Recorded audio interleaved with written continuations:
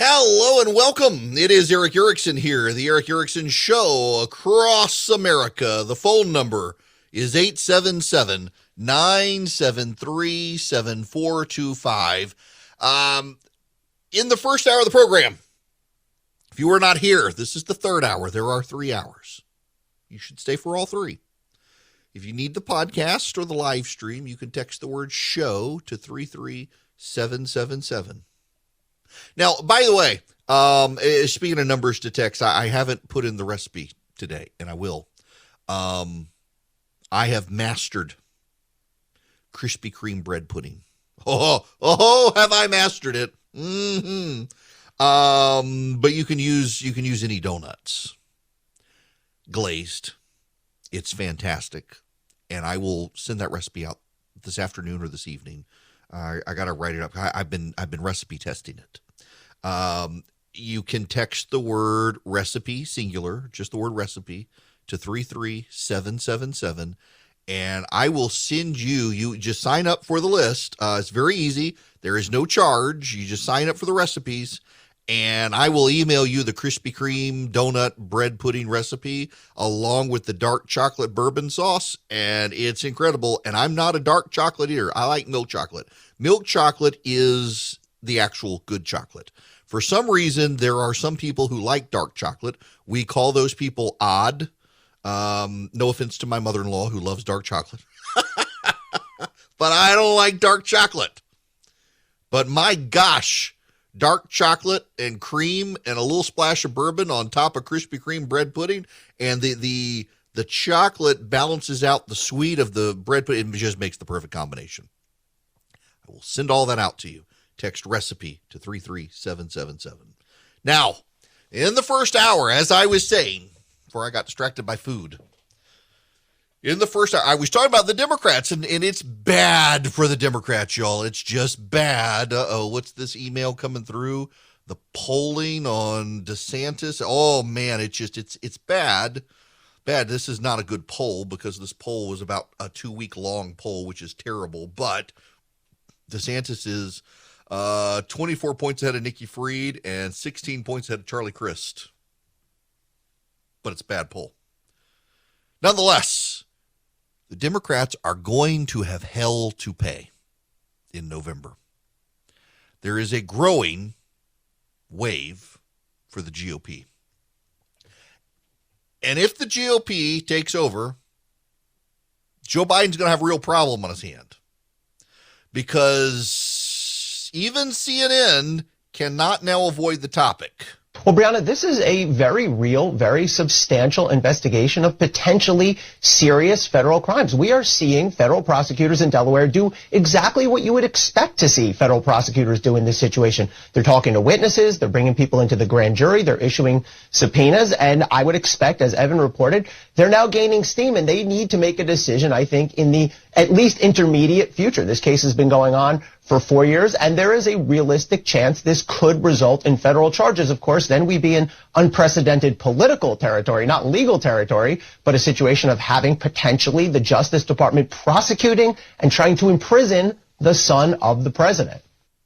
Yes, here's John Harwood, a progressive commentator on CNN. It seems pretty clear that Hunter Biden was trading on his father's name to make a lot of money. Now, Harwood goes on to say, but there's no evidence at all, none whatsoever, about Joe Biden making money off of it. They want you to know this is not about Joe. It's just about it's all it is Hunter. That's it. Hunter. Nothing to do with Joe. But they can't avoid talking about it now. You know, and I know, when, not if, when the Republicans take back Congress, they're going to have hearing after hearing after hearing. If they take back the Senate and the House, they'll have joint hearings. If they just take back the House, they'll have House hearings on Hunter Biden, and it will drag down the presidency. And I'm okay with that, because someone finally needs to look into this after all these dismissals. And here's why the Republicans are probably going to take back the House. The polling is bad for the Democrats, so there's been a crossover.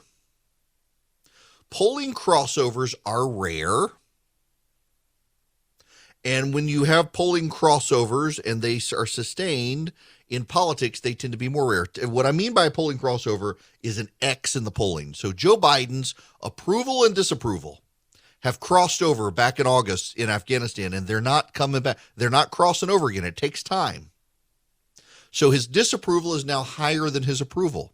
It takes some time to do that when you've got a big gap. And there was a really big gap between who do you like, Republicans or Democrats. They liked the Democrats. They loved the Democrats. They wanted the Democrats. And the NBC News polling, which has been one of the more favorable to the Democrats on the generic ballot, it has crossed over now. Majority of registered voters, not likely voters, but registered voters, want Republicans in charge of Congress. The last time that happened in the NBC News poll was in 2014, when the Republicans took back the Senate, and it didn't cross over until October, the end of October of the election year of 2014. Now it has happened again. And it's happened now in March. This is Josh Krashauer from National Journal. The story of Democratic success since the Trump era has been one of political shifts in the suburbs. Well over half of President Biden's voters in 2020 hailed from the suburbs. He won suburban voters by 11 points. Of the 41 House seats Democrats picked up in the 2018 midterms, 38 were located in suburbia. The suburbs remained the preeminent battleground in the country. As Republicans gained in 2022, suburbs remain a prominent battleground in the country as Republicans in 2022 gained back much of the ground they lost with Democrats in 2020 in the House. This year's House races, a disproportionate number of battleground races, are taking place in either rural districts or districts with a significant rural segment. Of the 20 races that are ranked as toss-up by the Cook Political Report, over half have a sizable rural constituency. It's a reminder that Democrats can't take rural America for granted, at least if they hope to hold a House majority for the long term. Several of the rural House battlegrounds are newly drawn districts, like North Carolina's 13th, which combines the burgeoning Democratic trending Research Triangle exurbs with the deep red rural outposts of Harnett and Johnston counties, North Carolina. One is a brand new seat, Colorado's 8th district, which includes part of Weld County, where cattle sun themselves on grazing land and feedlots, according to the Denver Post. Others have always been competitive, like Maine's expansive 2nd district, home to one of the most independent-minded Democrats in the House. The best chance for Democrats to hold down their losses this year is to win many of those seesawing suburban seats. But even if they make a miraculous suburban turnaround, they still could lose their majority by failing to hold on to the smaller number of rural seats held by their party. As national Democrats cater to urban progressive interests, they've all but abandoned the rural constituencies that once made up a major part of their coalition. Y'all, it's a real problem. I want to give you a number. 72. 72. And another number. 33. 72 and 33. The National Republican Congressional Committee is targeting 72 Democratic seats in the House of Representatives. They have a 5-seat deficit. All they need are 6 seats to have a majority. They're targeting 72 seats. Of the 72 seats that the Republicans are targeting, Joe Biden won with more than 10% of the vote in 33. Why would they target seats where Biden won more than 10% of the vote? Because Joe Biden is so underwater. And a lot of that was just because of Trump. See, the Democrats have fallen into a trap. And I think they're only just now realizing their trap. They tried to draw congressional districts to prop themselves up in places like Illinois and New York. Did y'all hear that in Illinois, like the Democrats did not run anyone in any rural seat? Kristi Noem in, South Dakota? No Democrat is challenging her. In fact, a lot of Democrats haven't stood up to run in a lot of Republican states, but in Illinois, a Democratic state, they're so concentrated in the Chicago area, they've given up on rural Illinois. And there's a lot of rural Illinois. My mother-in-law is from El Dorado, Illinois. It's farm country in southern Illinois, right across the Ohio River from Kentucky. Very, very rural. No Democrats are running out there. The Democrats are giving up on that. Why are the Republicans going after Biden plus 10 seats, and why are the Democrats all screwed up on redistricting with this? Because the Democrats, in trying to draw seats, they used the data with Trump on the ballot. And Donald Trump was a uniquely polarizing figure in American politics. And a lot of people who did not like Donald Trump, they still voted Republican otherwise. So you got a lot of areas of the country where Democrats have drawn seats that look to be Democrat, but they're Democrat based on Trump being on the ballot, and he's not on the ballot. That's why the Democrats are amping up the January 6th stuff and the stolen election stuff themselves and the possibility of indictments, because they're trying to tie the Republicans to Donald Trump for 2022, because they really do think that the only way to win is to tie Donald Trump to him, except there are parts of the country in rural America where a lot of voters now regret having voted for Biden. So it makes a lot of sense. Go for the Biden plus 10 seats, particularly if they're Biden plus 10, but the Republicans came really close in the congressional race. If the Republicans came close or won at the congressional level, but Joe Biden got 10 points more, target him. Trump's not on the ballot. The Democrats have so embraced the idea that Donald Trump ruins everything for the Republicans, which isn't really true. But they've so invested in that idea, they're headed into an election season where Donald Trump is not on the ballot. Donald Trump is not on the ballot. They can't tie these Republicans to Trump. The polling shows that even voters think that Trump is a unique candidate and Republicans should not be connected to him except in very rare cases. And yet the Democrats are trying to do it. That's the best thing they have right now to try to win. And that's not going to help them. You've got 72 seats targeted by the Republicans. And the Democrats keep flailing about, making matters worse for themselves. The Democrats keep really flailing about on these social progressive issues that do not resonate. Back to Josh Krashower real quick. While many pundits may assume that a focus on rural America is synonymous with catering to the interests of white working class voters, the reality is that the rural House battlegrounds are remarkably diverse. 4 of the toss-up seats have predominantly Hispanic populations, serving as a reminder that working-class Hispanics have been drifting away from the Democratic Party. A couple of potentially competitive seats, rated as likely Democrat, Georgia's 2nd, North Carolina's 1st, they were drawn to elect black members of Congress. If Republicans pull off an upset there, it will be a result of the party being able to make inroads with black voters in the rural southern Black Belt. Republicans boast an impressive array of recruits in these areas. Against Representative Jared Golden of Maine, they've landed former Representative Bruce Poliquin, who seeks a rematch of their close contest in 2018. They're on track to renominate Army Reserve Officer Esther Joy King for the seat of retiring Sherry Bustos in Illinois. She came within 4 points in 2020. In the new Colorado seat, they got a couple of well-regarded candidates, including a mayor representing a Democratic-leaning seat who got her political start on a school board. Republican recruitment in the Senate hasn't been great, but in the House, it's been remarkably good. And they're on track to take back the majority there. And the Democrats are really looking at doom. And when they get to doom, You're going to hear a lot more about Hunter Biden because Republicans are going to start holding congressional hearings in ways the media has avoided covering. They'll start asking the tough questions about those emails suggesting Hunter was giving Joe kickbacks.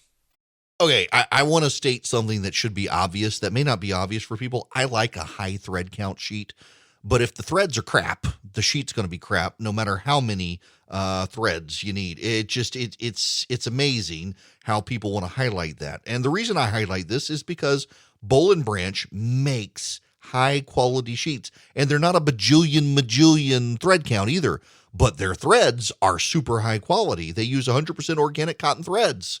They give super softness. You get a better night's sleep. They're not just buttery, soft, and breathable, impossibly soft to start. They get softer with every wash. I can attest to this. Every time you wash them, they just seem to get a little softer, and they hold up so well over the long term. You know, I'm on, maybe my second set of Boll & Branch sheets in a decade or so. They just hold up so well. They're a quality product, and they give you such a good night's sleep. Oh my gosh, they're so fantastic. I really do love these sheets, and I love Boll & Branch. You can too. They are fantastic. They're so luxurious. 3 U.S. presidents sleep under Boll & Branch sheets. So you can get 15% off your first set of sheets when you use promo code ERIC at bollandbranch.com. That's BOLLAND branch.com. The promo code is ERIC. Get a good night's sleep under Boll & Branch sheets. Hello there. It is Eric Erickson here. The phone number is 877-973-7425 should you wish to be on the program. Oh my gosh, this Washington school districts, I got to tell you, for the Democratic Party right now, teachers' unions are probably their own worst enemy or their own enemy. A Washington state school district will encourage teachers to consider students' race when dishing out punishments. The Clover Park School District in Washington State passed the new policy on March 14th. It's called the Culturally Responsive Discipline. It factors in students' race. So a student who is non-white will be less disciplined than a white student. It says it's following a state law that compels districts to align with cultural competency, diversity, equity, and inclusion standards. Y'all, I'm telling you again, they are they're losing their faculty and reason, and they are ruining kids. They're going for indoctrination. They're going for indoctrination, not education, and it's going to hurt them. At the same time, there's a story out that the CDC and teachers unions were more closely aligned in doing school reopening guidance.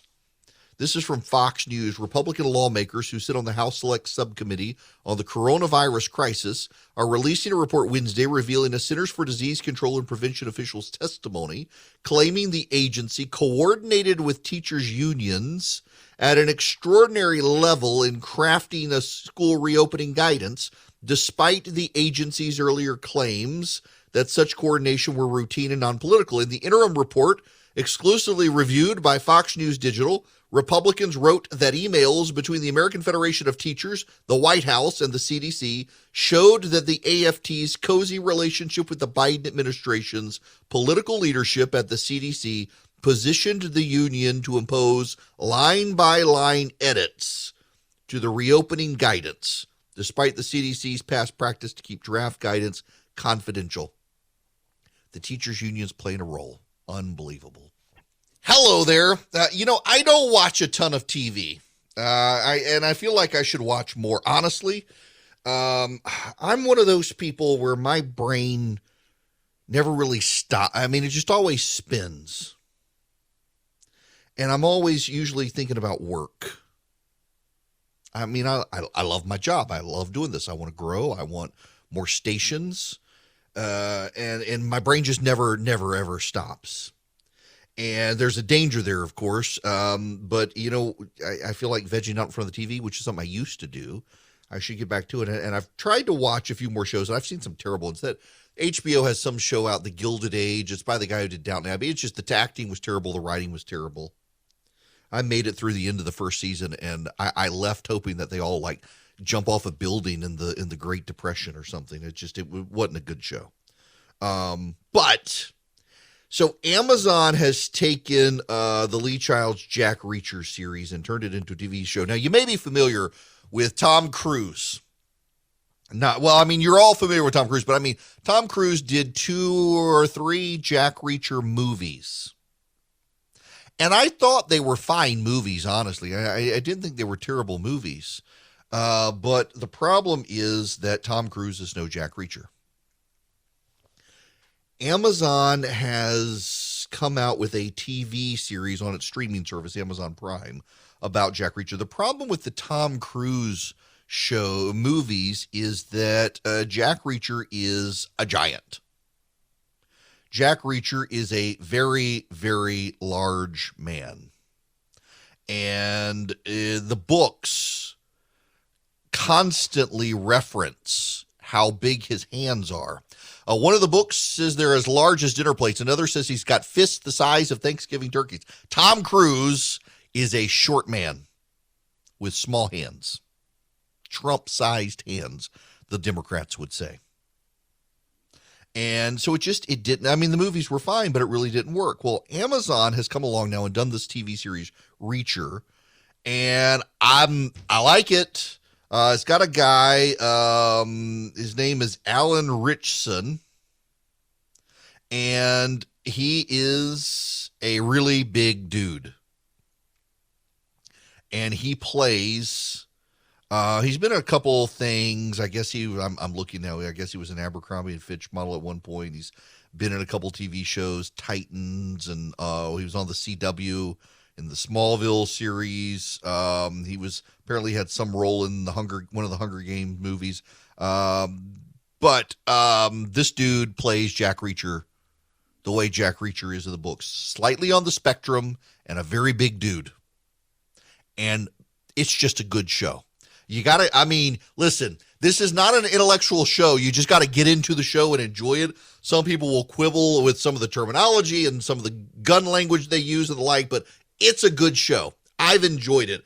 But there are just fair warning language and also some of the violent scenes. There is one scene where they graphically show one character crucified naked with his male parts in his mouth.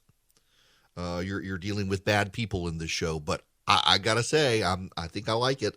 I've watched a couple of episodes a couple of weeks ago, and then got into with Christy and the kids out of town this week. Picked it back up, and I'm trying to go to bed in a reasonable hour, and I'm binge watching this Jack Reacher show on Amazon Prime. I still got to see Coda as well on Apple TV Plus, which won the Best Picture award. And I generally don't like Best Picture award winners these days. It's like the Academy Awards go out of their way to find the movies that are offensive to anyone who's normal and give them the Academy Award for Best Picture. But this one, I don't know a person who hasn't seen this movie Coda and didn't like it. So I'm interested to watch it. But Reacher, I'm looking forward to finishing off this first season and on to season 2 whenever it comes out. Now, I'm not going to spend my entire time talking about TV shows for you guys to go check out, but just a warning again on that one. Listen, if you're squeamish about violence or language, you're not going to like this show. It is not something to watch in front of your kids, but it is a good show.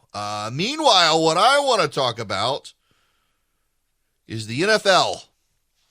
They're keeping their Rooney Rule. Now, women are going to be included in all coaching and front office interview requirements. Teams are not going to be forced. I'm reading from the Athletic. Teams will not be forced to interview a woman for vacancies. But if they do, she'll count toward fulfilling the Rooney Rule requirement. Second, only interviews conducted in person will count toward the Rooney Rule requirement. Both changes were approved by NFL ownership at their meeting in Palm Beach. The question is if including women under the Rooney Rule for coaching vacancies could result in fewer racial minority interviews for the roles. For example, it's now possible that a team could fulfill the Rooney Rule requirement for a head coaching vacancy interview by interviewing 2 white women and no black men. Steelers owner Art Rooney, the chairman of the NFL's diversity committee, said the committee did consider the potential consequence, but said at this point the pool of women likely interviewing for head coaching vacancies remains small. So essentially, the NFL is endorsing the concept of a beard for coaches. Oh my gosh, maybe I shouldn't say that. But yeah, okay. There's apparently a phenomenon of closeted men who have a side chick so people don't realize that they also have a side dude. And that's essentially where the NFL is now going to say, hey, we'll interview women for the job so we don't have to interview the black men for the job. Now, none of this is binding, by the way. They're not forcing the coaching staff to have any particular person. They just have to do the interviews. So that's where we are now. Let's see. Here are the diversity initiatives approved by the NFL owners. A requirement for all 32 teams to hire a minority coach, either racial minority or a woman, to serve as an offensive assistant working closely with the head coach, offensive coordinator, and other offensive assistant coaches. Rooney said this initiative is meant to deepen the pool of minority candidates in the pipeline for jobs like quarterbacks coach and offensive coordinator. This will be a full-time job, not an internship. It'll be funded in part by a stipend from the league office. There's a pledge from league ownership to increase diversity among owners, particularly in bids submitted by individuals and groups looking to purchase a team. The statement from ownership read in part that, quote, the membership will regard it as a positive and meaningful factor if the group includes diverse individuals who would have a significant equity stake in and involvement with the club, including serving as the controlling owner of the club. There are currently no black owners. The Denver Broncos are up for sale. Rooney said there are minority individuals who will be part of bids to purchase that team, and they'll create an external diversity advisory committee composed of DEI experts and attorneys, as well as former Texans general manager Rick Smith, to review the NFL's diversity policies. Now, let me just break all of this down for you here. I realize a lot of you don't care about the NFL. I like the games. But this is a private group of rich people, and this is what they want to do to check boxes. It's perfectly legal for them to do this, by the way, because they, the owners, are agreeing that they are going to structure their teams this way. They can do this. I don't think you're going to see any of the owners file a lawsuit. At the same time, it's also a lot of it for show. Now, I know they think they mean well. And I know they think they're going to help. And this also comes, the coach from Florida who filed the lawsuit, that this is also a little bit of damage control on their part. That's just the reality of it. I don't know that there's a reason to scream and complain about it. I just find it a little bit silly. You know, one of the things I philosophically believe, and a lot of people will get mad at me for saying, but I really do believe time heals all wounds. I actually am one of those people who believes that over time, a lot of the divisions in the country go away. I am one of those people who actually believes that the reason we're seeing so much angst and antagonism about racial issues in this country right now is not because we're not getting better, but because a lot of people who made it their profession to care about these issues are on the verge of losing their income stream as things get better in the country. And as a result, they've got to scream and complain even more now to continue to justify their existence. I also think that as secularism becomes religious, there is a segment of rich white society in America that is developing its own sin language and sanctification process and absolution And a lot of that plays into race and the environment and the like. We're seeing in real time in the 21st century a new religion taking form. And right now it's secularists who don't really see it as religion, but it's got the language of religion, the liturgies of religion, the orthodoxy of religion, the enforcement of religion, of a state religion, no less. So a lot of what we're seeing from rich white people has more to do with them seeking absolution for themselves for their perceived sins, or trying to cast aspersions on others and say those are the sinners, not us. And they're trying to improve their standing among their religious sect. And part of this as well is within this secular religion that's shaping up, there is this view of diversity, equity, and inclusion, or critical theory, that becomes part of it. And so to worship within this religion, you have to embrace the trappings and orthodoxies of this religion.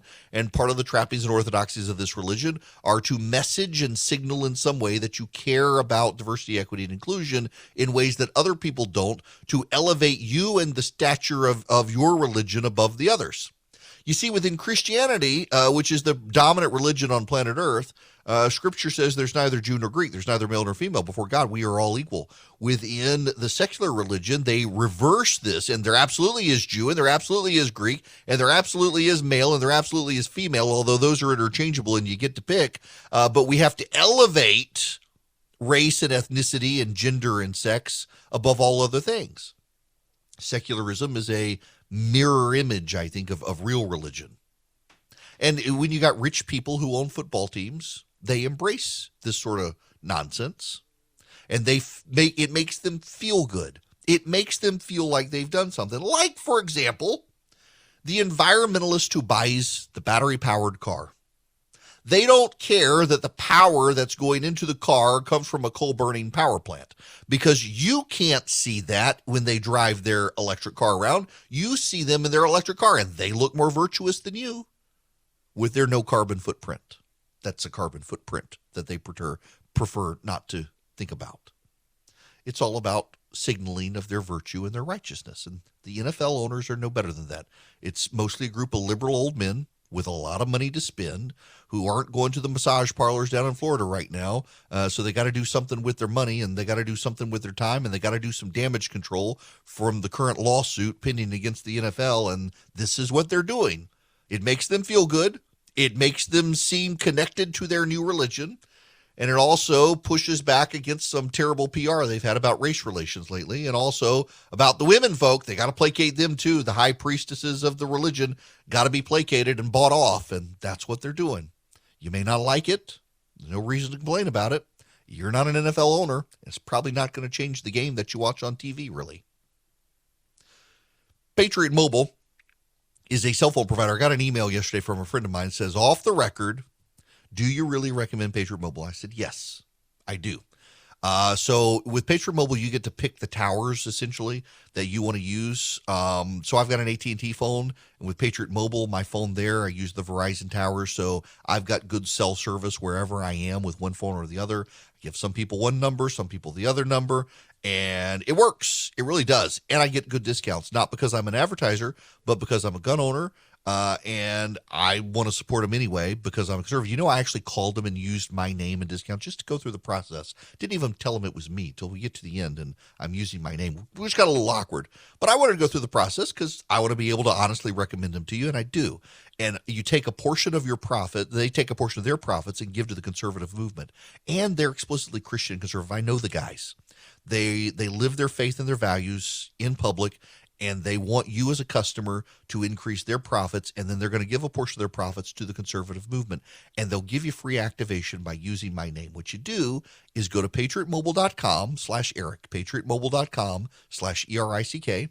If you would prefer to talk to someone, they've got 100% U.S.-based customer service, so you can call them at 972-PATRIOT, 972-PATRIOT. Tell them I sent you. You'll get free activation. And you'll get good discounts if you're a teacher, an NRA member, a first responder, a veteran. If you got a large household and you need multiple lines for the kids, you can get a discount there as well. PatriotMobile.com/Eric or 972-PATRIOT. Well, Kevin McCarthy has apparently laid down the law with Madison Cawthorn, the Republican from North Carolina who may struggle for re-election. So Cawthorn, Madison Cawthorn up in North Carolina, he wanted to move into a different district, and then they redrew the districts, and there are a lot of people who they're refusing to get out of the race now as he struggles to run again. And apparently Kevin McCarthy has now laid down the law with him on his comment on the the Warrior, was it Warrior Poets Society or whatever, that he attended groups in Washington where he was offered orgies and cocaine.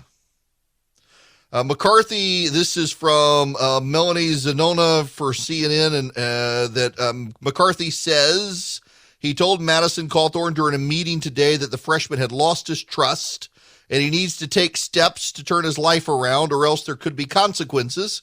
He also says Cawthorn admitted his orgy cocaine allegations were exaggerated and untrue. Are they exaggerated or are they untrue? I don't know. Listen, I am perfectly willing to believe there are people in Washington who attend orgies with cocaine. I am totally willing to believe that, given the number of people I have encountered in Washington, D.C. But Madison Cawthorn, given the way he talked about it, sounded like he was one of the people who would participate. I don't know what the hell a key bump is, but apparently that's something about snorting cocaine. He sure seemed to know what it was. Given the people he surrounds himself with, I wouldn't be surprised. I had high hopes for the guy, but he's adult. But here's the thing. Why is Kevin McCarthy openly saying to the guy who said there are orgies and cocaine around Washington that you lost his trust and need to take steps to turn his life around or there could be consequences? Why is Kevin McCarthy harder on Madison Cawthorn for a remark about orgies and cocaine in Washington that probably does go on, frankly, than he was with Paul Gosar and Marjorie Taylor Greene for attending a white supremacy rally? You would think he would be harder on the two middle-aged people for going to a white supremacist rally than on the 20-something talking about orgies and cocaine and how he didn't participate in either of them. So McCarthy is upset with the guy who didn't participate in the orgies and cocaine, and he's not upset with the people who went to the white supremacy rally. Kind of tells you there's a problem at the top of Republican leadership in the House. And McCarthy's probably going to be Speaker of the House if the Republicans get back the House, and it'll be a dire mistake for the GOP because Kevin McCarthy is rudderless and principleless and licks his finger and sticks it in the air to see which way the wind blows so he knows which way to part his hair and which way to take a position. I'm just not a big fan of his, and I think the GOP could do better with a principled leader instead of a weather vane leader. But why are you harder on this kid than the people who went to the white supremacy rally? It's 2022. Things are still crazy. Things haven't settled down. And now you got the Federal Reserve and interest rates. You got the economy. You got inflation. A lot of banks won't even return your phone call. Let's say you're a small business and you need a loan for $750,000 or higher. You see an opportunity where banks, they don't even want to see you. You want to buy a building. You want to build a building. Reach out to the Frost family at First Liberty Building and Loan. They've been helping small businesses become big businesses since the 1990s. They want to help you if they can. So spend 10 minutes with them. See if you're a good fit for them and they're a good fit for you. Their website is firstlibertyga.com. That's firstlibertyga.com. Again, you need a loan, $750,000 or higher. You're a small business and you see an opportunity to grow. Share it with the Frost family and see if they can help you. firstlibertyga.com. That's firstlibertyga.com. First Liberty Building and Loan can help businesses nationwide become bigger businesses. The regular season is heating up. New stars are emerging, and that means more opportunities to win up to 25 times your cash on Prize Picks, the most exciting way to play daily fantasy sports. Just select 2 or more players, pick more or less on their projection on a wide variety of stats, and place your entry. It's that easy. Let it fly to turn $10 into $250 with just a few taps. Easy gameplay, quick withdrawals, and injury insurance on your picks are what make Prize Picks the #1 daily fantasy sports app. Watch your favorite players and get paid doing it this basketball season. See your entries make progress during the game or make new entries for the second half and the fourth quarter. 3-pointers, assists, rebounds, and everything in between are yours for the taking. Join the Prize Picks community of more than 7 million players who have already signed up. Right now, Prize Picks will match your first deposit of up to $100. Just download the Prize Picks app and use code GET100. That's code GET100 on Prize Picks for a first deposit match of up to $100. Prize Picks. Pick more, pick less. It's that easy.